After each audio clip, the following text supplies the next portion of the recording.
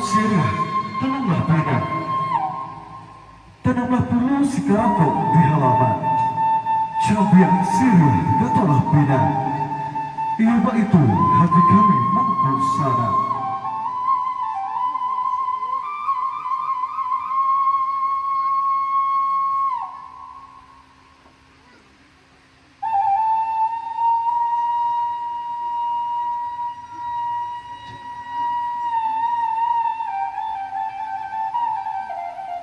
Serapa sudah?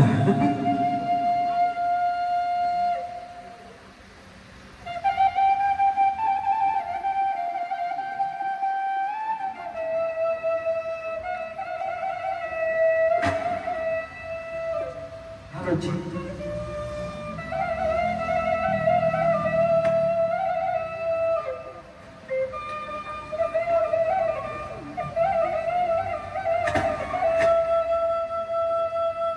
Dan jauhlah kini Allah datang, dan kakek kini Allah mahampir. Sampai datang di kampung Tacinto, Bapak Syekh Nur Muhammad Buya Irwan Maulana Al-Khalili sebagai anak nagari, alim ulama, cadet pandai, dan gadang basa batua, basa ratu jemaah dari dalam dan luar negari, dan akan membangun kebaikan, akhlak rohaniah, jurbat dia, keislaman umat. Semoga kita dan bersama diridhoi Allah dan yang telah meringankan langkah kita dengan ridhonya sehingga kita bisa berkumpul pada pagi hari ini. Allah yang maha pengasih lagi maha penyayang, yang tak pilih kasih dan tak pilih sayang, segalanya dikasih dan disayang. Atas kasih dan sayangnya pada hari ini Senin 13 April 2024 kita semua bisa bertatap wajah dan bertemu pandang dalam rangkaian acara reuni akbar silaturahmi akbar jamaah Buya Pasaman Timur dalam dan luar negeri.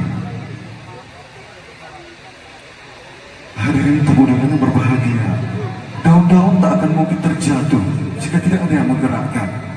Debu-debu berterbangan tak akan mungkin terjadi jika tidak ada yang menggerakkan.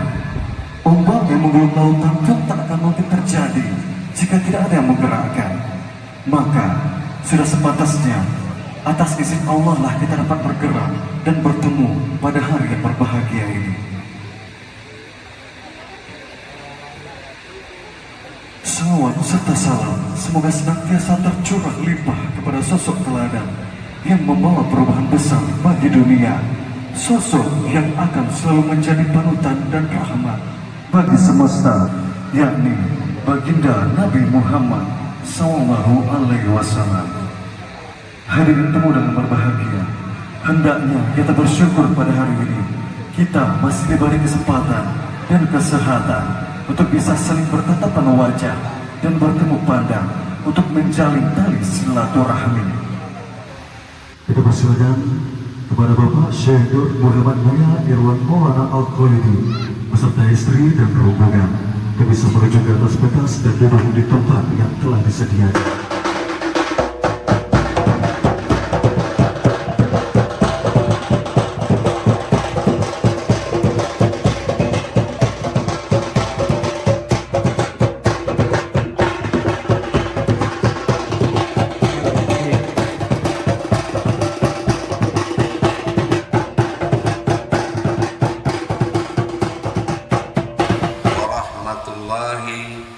Wabarakatuh.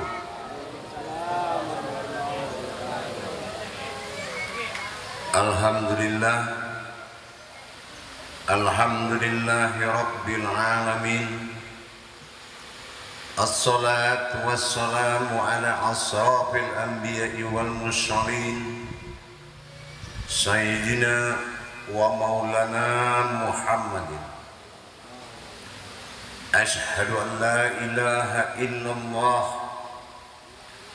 wa ashhadu anna Muhammadar Rasulullah. Allahumma salli ala Sayyidina Muhammadun musyabihil wal ikram ya wal jalila wal ihram. Subhanal malikul quddus subhanatil izzati wa azzamati wa haibat wal qudrat wal sultan wal kamal wal jamal wal kibriyai wal ijabarut wala ya'budu wala ya'budu abada suhu bukum kudus surabuna wa rabbul malaikatihi sama-sama subhanallah walhamdulillah wala ilaha illallah wallahu akbar wa tahirin wal mujahidina amma ba'du ibadullah. Bersyukur kita kepada Allah dengan mengucapkan alhamdulillahi rabbil alamin atas segala limpahan karunia rahmah dan hidayahnya, serta dengan izinnya juga kita dapat menjalankan amanahnya, beramal dan beribadah zahir batin dunia dan akhirat. Bersalam kita tidak akan pernah kita lupakan. Marilah sama-sama kita sampaikan kepada junjungan kita Nabi Allah, Nabiul Akhirul Zaman, Rasulullah Muhammad Sallallahu Alaihi Wasallam. Atasnya kalimahnya kita kalamkan bersama-sama dengan membacakan Allahumma sholli ala sayyidina Muhammad wa ala alihi sayyidina Muhammad. Para jemaah sekalian yang dirahmati Allah rahimakumullah, salah satu tujuan dari Allah Subhanahu wa ta'ala mengadakan penyempurnaan terhadap diri dengan berbekalkan suatu ilmu kepada pemahaman kerahasiaan Allah dengan tujuan menyelamatkan batin-batin Allah, naf-naf Allah yang bernama umat. Pertanyaannya, kenapa agama ini bernama Islam? Kenapa kita menerima agama Islam? Apa wujud agama Islam itu yang sebenarnya? Apakah hanya sebuah nama yang tidak memiliki kodrat? Ini wajib kita pahami. Dilihat dari sisi akidah, bernamakan sebuah agama dinamakan Islam berartikan sebuah selamat. Betul. Selamat ini kenapa Allah memilih kata selamat? Apakah tidak ada lagi bahasa bahagia, sejahtera? Kenapa Allah pilih selamat? Karena dalam Islam ada 3 perjalanan besar, yang mana diwajibkan perjalanan besar ini dipimpin oleh satu orang yang ilmunya lebih. Itu yang kita sebut dengan imam. Rasulullah menghalalkan suatu mufakat sekelompok umat asal satu dari yang sebanyak itu ilmunya lebih.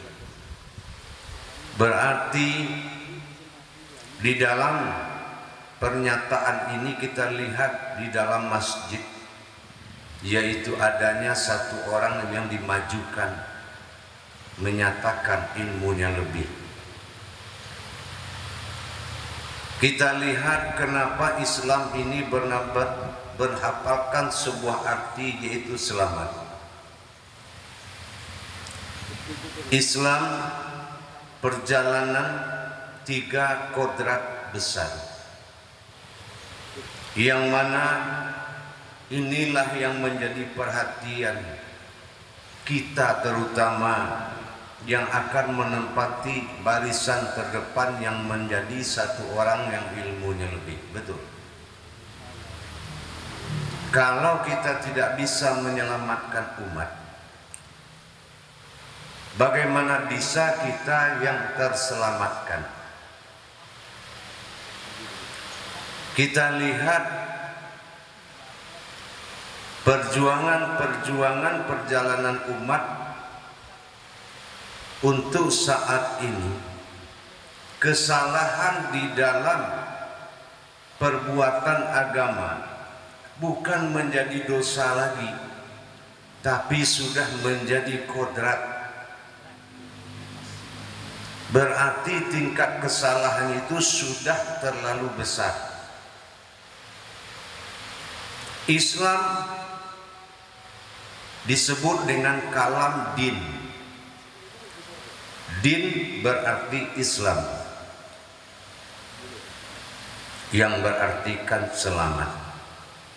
Kalau selamat berarti orangnya sudah aman. Betul. Kalau dia sudah aman berarti sudah selamat.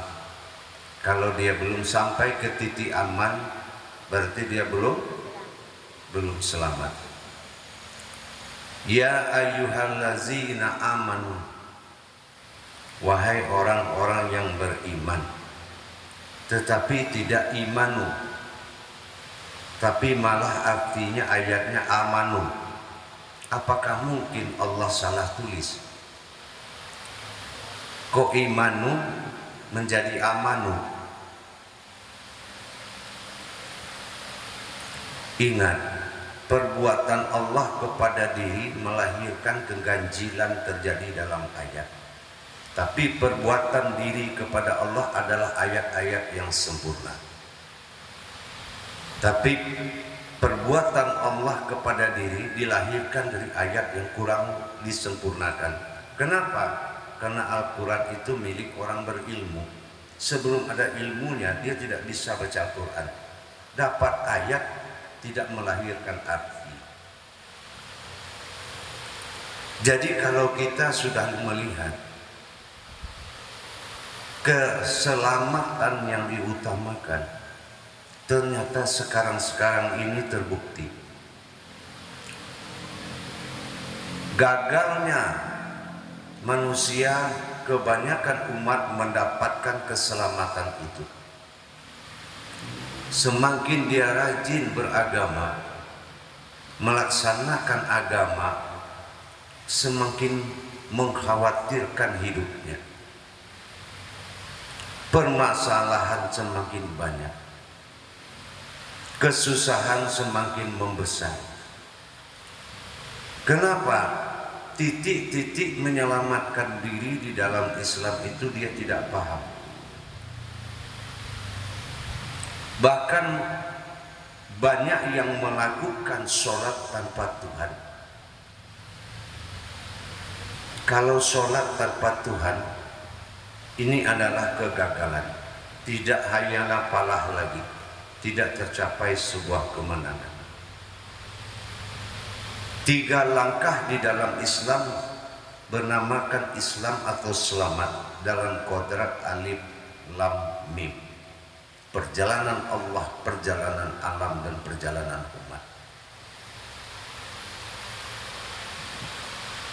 Islam perjalanan yang pertama dari 3 perjalanan besar disebut dengan yauma wulitu, yaitu diselamatkan kehidupannya. Nah, ini kita bisa lihat perbuatan agama kita sudah bisa menyelamatkan kehidupan kita belum? Malah bukan selamat, bahkan nyaris seperti sabun masuk air, lama-lama habis. Kenapa? Karena kita tidak mengerti di mana titik selamat yauma wulitu, diselamatkan kehidupan dunianya. Kalau saya tanya nanti siapa yang sudah selamat dunianya, pasti nggak ada yang berani nunjuk.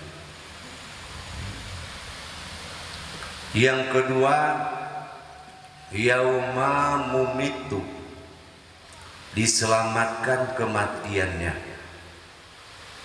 sehingga dia tetap hidup dan bisa menikmati akhirat. Bagaimana dia bisa selamat dalam menjalankan perjalanan kematiannya? Yauma mumitu, kita tidak tahu yang pergi kemarin itu dia kemana. Nah, yang ketiga perjalanan besarnya adalah yauma absawahya, diselamatkan dia bertemu dengan Tuhannya. Ini butuh apa? Untuk mencapai titik tiga tadi, yauma wulitu, yauma mumitu, yauma absawahya, dibutuhkan bimbingan dan tuntunan. Betul. Allah mengutus sebuah hayat dari dirinya, sebuah kehidupan, yaitu hakikat dari lauh mahfuz, yaitu suatu kodrat yang tidak terlihat nyata, yang berkurangkan, yang mengurangkan jumlah ayat 6666, sehingga ayat tidak mencukupi lagi 6666, karena sudah diutus sebuah kekuatan yang hidup menyelamatkan umat. Makanya dikatakan Muhammad itu utusannya Allah. Dengan kejadian-kejadian yang kita lihat sekarang ini, kita tidak tahu lagi rukun Islam itu sudah menjadi rukun iman tanpa kita sadari. Bahkan rukun iman itu berkuasa penuh di dalam rukun Islam. Contohnya apa? Kalau kita sholat, kita berharap masuk surga. Adakah dari 5 rukun Islam itu masuk surga? Dan adakah dikatakan kalau salah masuk neraka?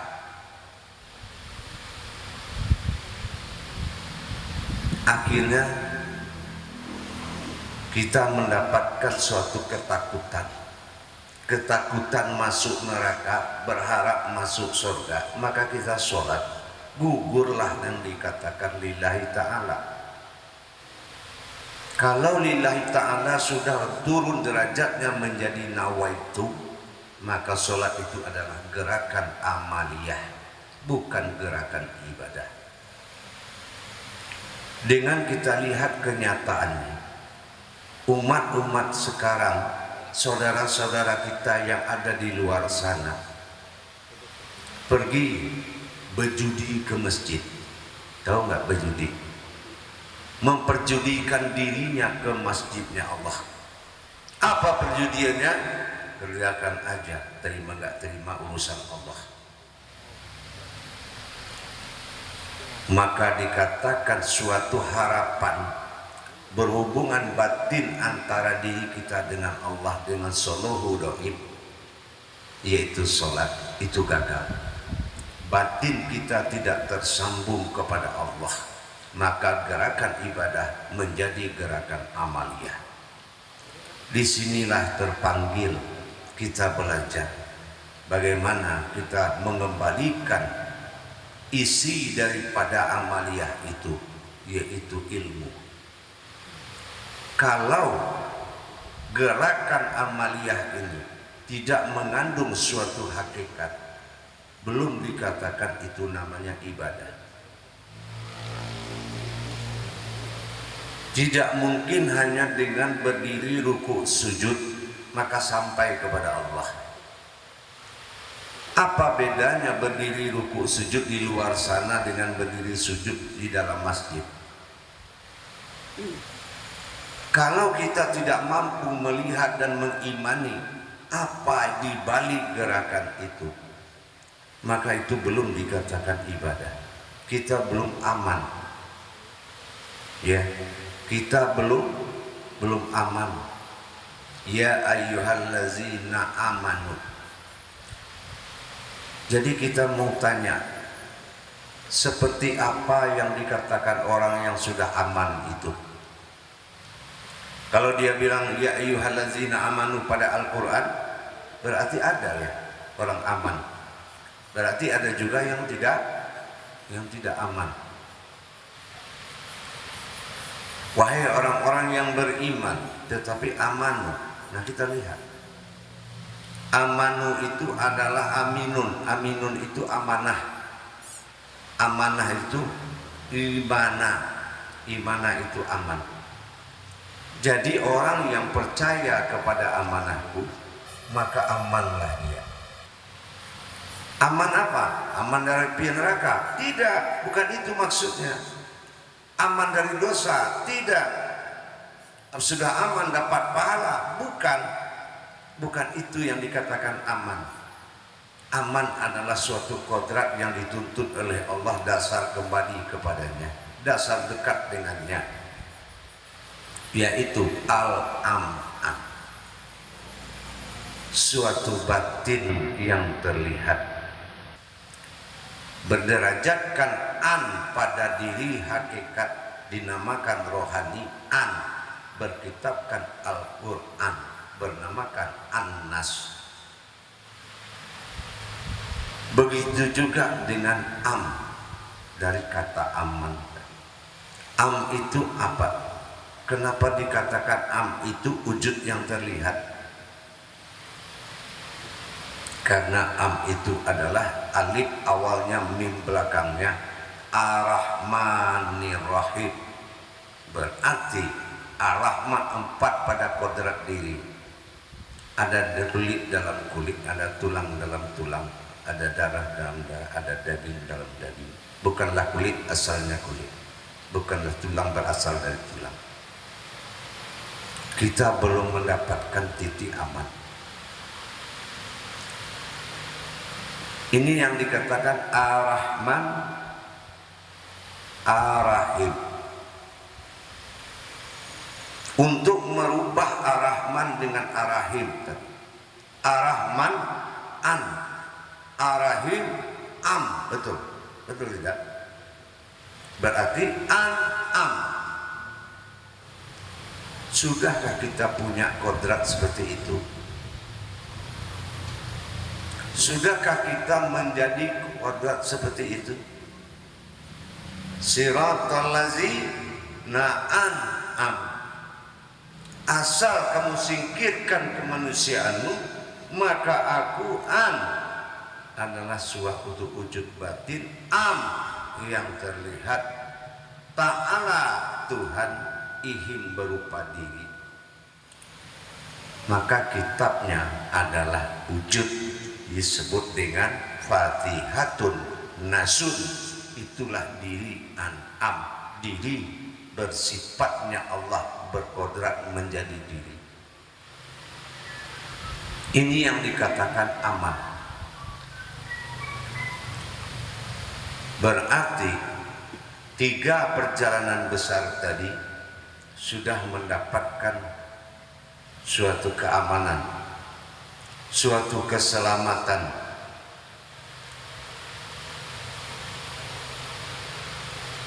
Makanya Allah tempatkan surat batin itu pada Al-Quran dengan nama Al-An'am. Dengan adanya kita menjalankan amanah-amanah, apa dikatakan? Ya ayyuhallazina amanu. Yang kedua amanah. Kalau kita melaksanakan sholat, amanahnya apa? Mengerjakan perintah. Betul? Perintah apa?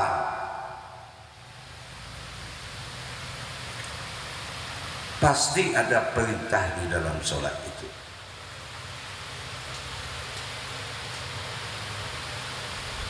Untuk itu Allah mengakui bahwasannya aku ada di dalam dirimu. Tapi diri yang mana? Wa fi anfusikum. Ya. Jadi Siapa sebetulnya Am itu? Ar-Rahman Ar-Rahim itu dilihat di Yasin 82. Innama amruhu, ternyata Am itu adalah ruhku, hayatku. Maka tidak mungkin manusia itu bisa dibinasakan kalau tidak kehendaknya sendiri. Ternyata kita lihat kehidupan umat yang beragama Islam tidak pernah sampai ke titik aman, betul? Tidak pernah sampai ke titik aman. Karena pekerjaannya datang ke masjid itu pergi melanggar adab. As-sajadah, lembaran Al-Quran diinjak-injak. Boleh diinjak, nggak mungkin ditarik-tarik dengan tangan, tidak mungkin, pasti diinjak. Tapi mana diri yang berhak menginjak? Kalau diri dari 7 lapis Allah siapkan, maka jangan salah memakai. 7 tingkat derajat diri. Ada diri yang tidak berdosa menginjak as-sajadah, karena as-sajadah itu adalah nama surat Al-Quran yang berartikan batasan pada surat ke-32. Siapa yang boleh naik? Tinggal dibalik sajadah menjadi alamat surat ke-23, yaitu Al-Mu'minun, orang mukmin, orang berilmu. Itulah yang tidak berdosa naik ke atas sajadah, karena dia tahu berawal dari kodrat 3 pada perbuatan wudhu, kodrat 3 pada perbuatan ruku, kodrat 3 pada perbuatan sujud. 9 kodrat besar melahirkan 9 syahadat di dalam 17 rakaat.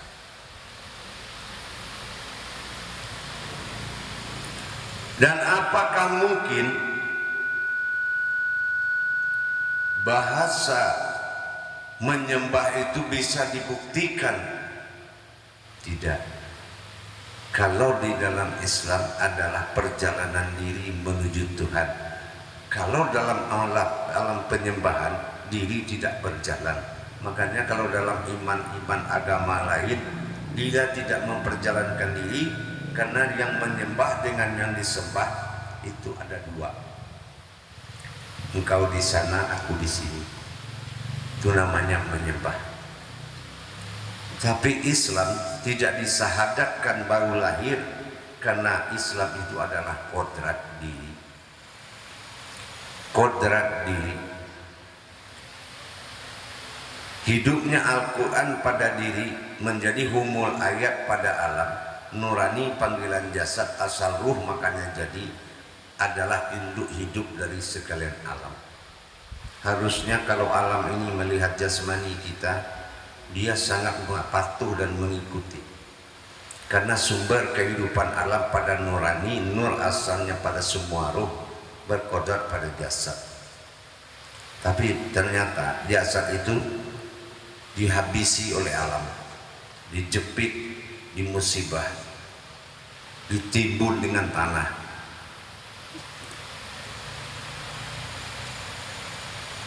Alam ini tidak lagi menghargai. Kenapa? Karena kegagalan kita. Kegagalan kita mendapatkan kemenangan di dalam beribadah. Apa kegagalannya?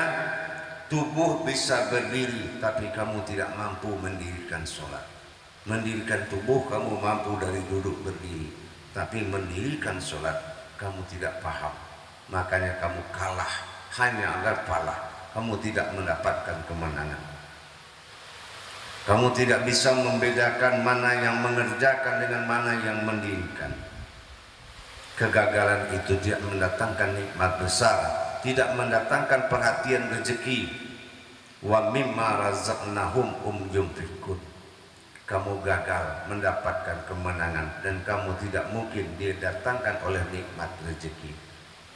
Karena rezeki itu milik orang yang berhasil. Salamun khawlam min rabbi rahim. Selamat dan bertemu sejahtera dengan Allah Tuhanmu sekalian alam.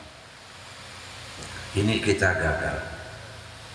Untuk itu harapan saya kepada kita semua jamaah di dalam pembentukan pendidikan, dilatih bermujahadah dan beriadah, berjuang melaksanakan pemisahan, menghadirkan sifat hakikat sebelum menjadi syariat. Dibentuk di sini dalam bentuk kealiman, bukan keabid.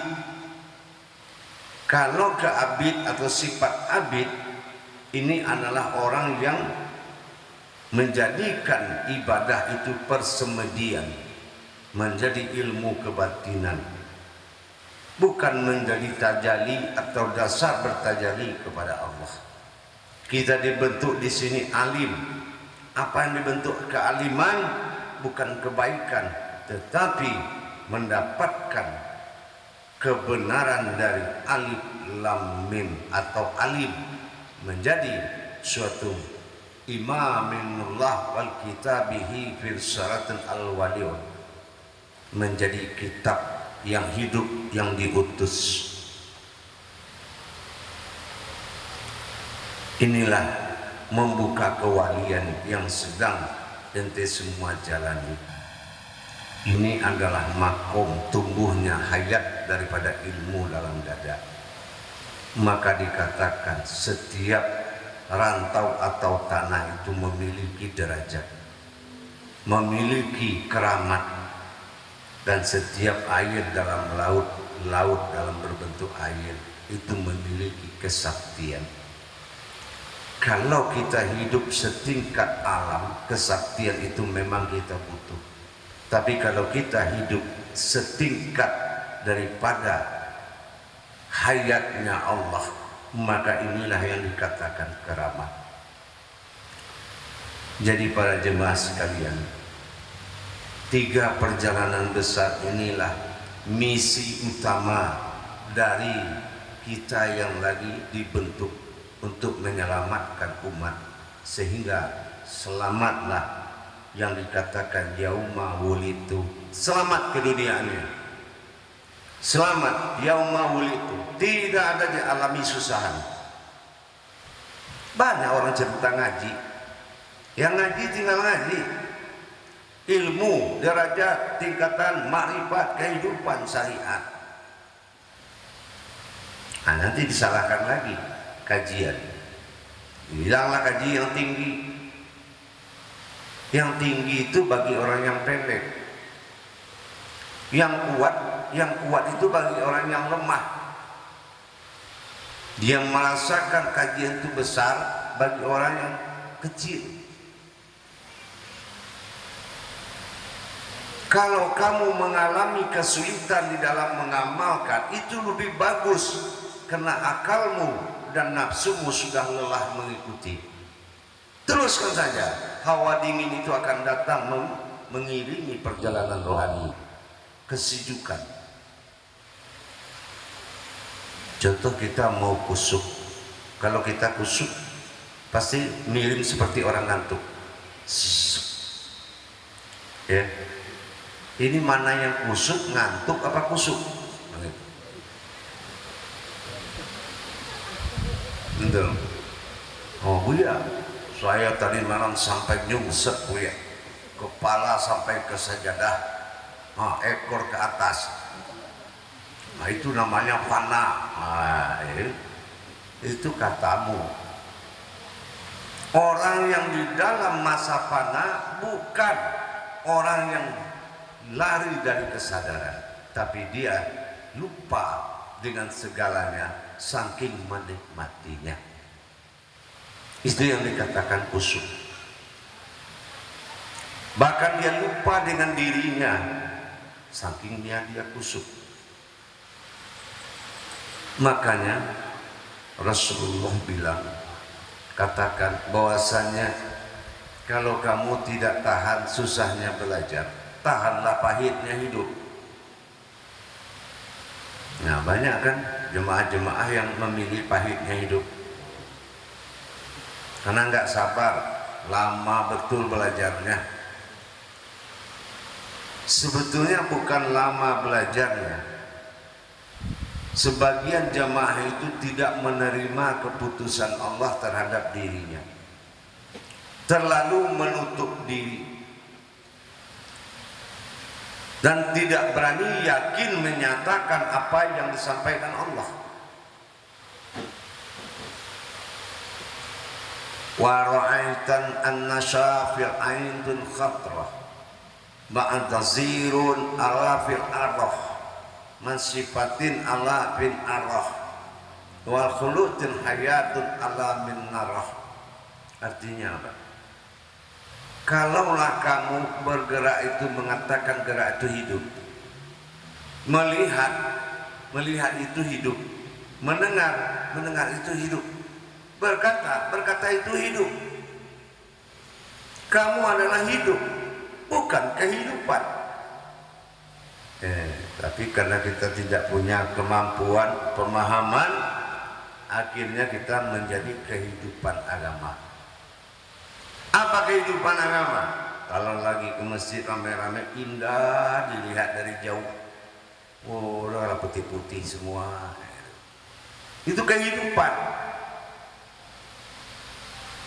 Tapi kalau yang hidup, putih itu menandakan apa? Sudah capek dengan warna-warni. Ya, sudah capek dengan warna-warni. Ambil cat, campur seluruh warna, diaduk, pasti jadi putih. Berarti kamu bukan dasarnya orang baik. Buktinya baju ibadahmu putih. Itu adalah tanggung jawab dan menyatakan diri kita ini sudah selesai melaksanakan belang-beling belum, ya, sehingga menjadi putih. Artinya kita menahan putih ini, tidak akan muncul warna-warni lagi. Tapi kalau kita mengatakan putih itu suci, hitam itu kurang bagus, nah tidak boleh juga. Nanti dibilang putih itu suci, giliran kain kapan dibuka dan ada yang mau masuk, karena takut dia mati. Nah itu. Dibilangnya hitam, begitu pergi hijrah, pergi haji, selimut Ka'bah itu hitam. Jadi yang dikatakan suci itu bukan putih, bukan hitam. Suci itu adalah buah hira, orang yang sudah bebas dan lepas dari tekanan zahir dan batinnya. Itu suci namanya. Kesucian itu adalah awal bertuhan. Subhana Allah, Subhana Allah, Maha suci Allah.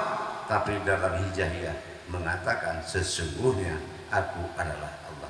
Jadi kalau kita berzikir, kita akan merasakan kehadirannya Allah, gitu ya, dengan subhanallah. Karena subhanallah itu mewakili semuanya. Contohnya kita apa? Subhanallah, dulu nggak benar itu, tapi sekarang sudah ke masjid. Subhanallah, dulu susah hidupnya minta ampun, sekarang udah bagus. Karena subhanallah itu bisa merubah semuanya.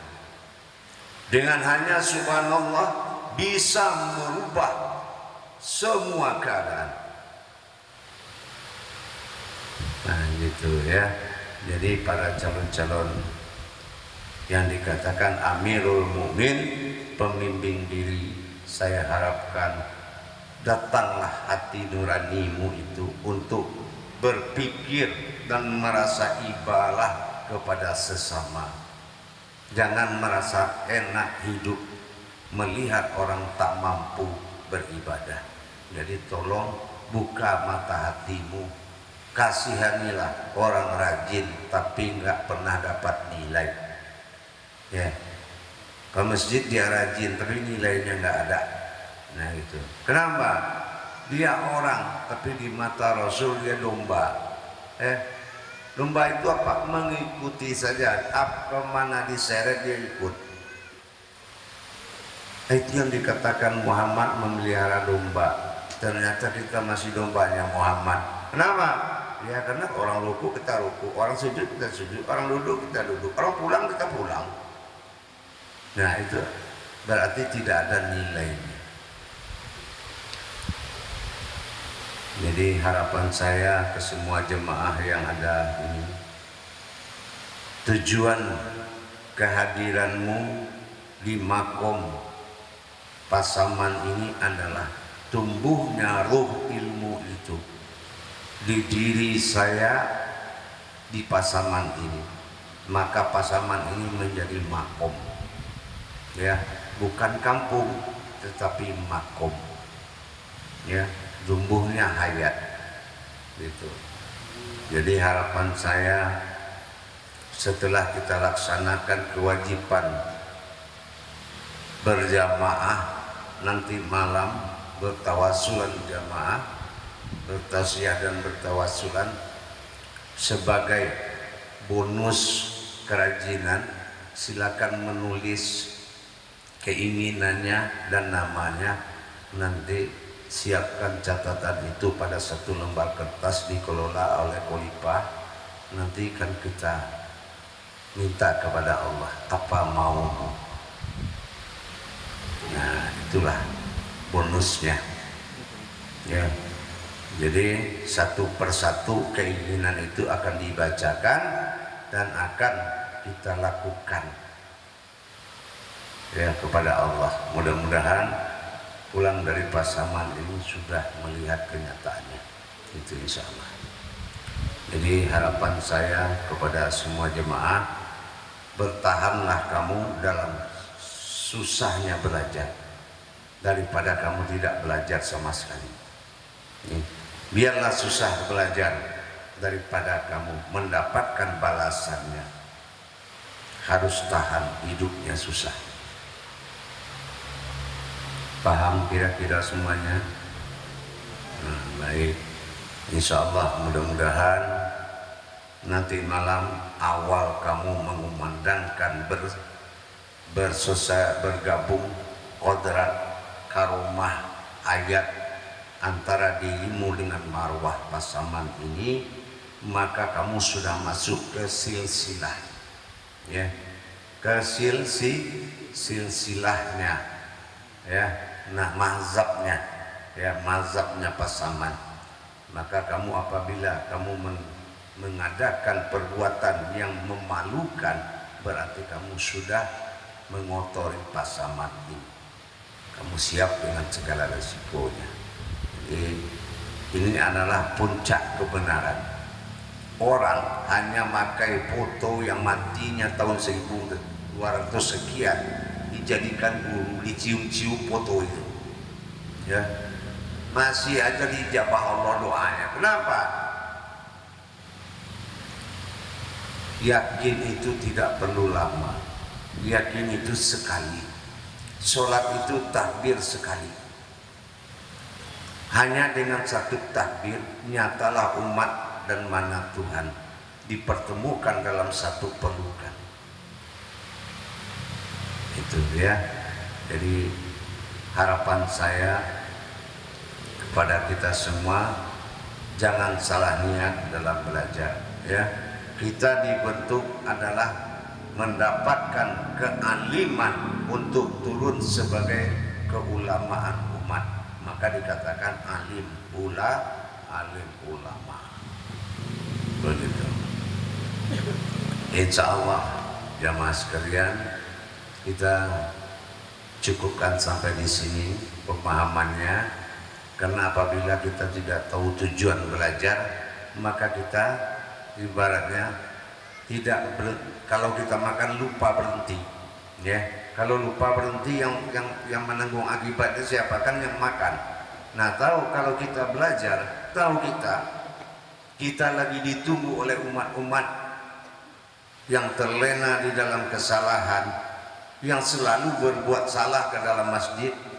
Ini harus segera kita atasi dengan ilmunya, bukan dengan bahasa. tetapi dengan ilmunya. Alhamdulillah, mudah-mudahan besok sesuai dengan isyarahnya Allah, siang kita sudah menuju makom, ya, sudah menuju makom Surau Mulia Pasaman Timur di Kecamatan Talamau, daerah Talu, ya, perbatasan di sini, perbatasan Pasaman Barat Pasaman Timur. Jadi ada bagaimanapun itu adalah makom, tempat kamu mendapatkan silsilah belajar. Kalau kita sudah masuk silsilah, hentikan pemilihan guru, ya. Guru ini nggak ada pemilunya, tahu nggak? Nggak ada pemilunya. Jadi tidak ada pemilihan guru.